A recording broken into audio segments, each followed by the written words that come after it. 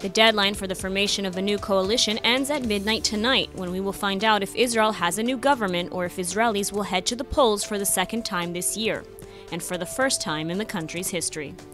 President Rivlin tasked Prime Minister Netanyahu with forming a 61-member coalition following the April 9th election, but he has so far failed to do so, mostly because the Ultraorthodox parties and Avigdor Lieberman of Israel Beitenu have conflicting demands.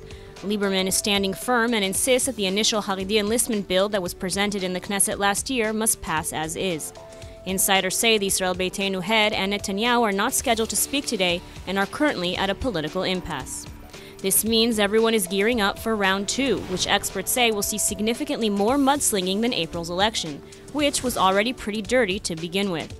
In the meantime, Netanyahu has joined forces with Kulanu head Moshe Kahlon in order to widen his base of mandates in the next election.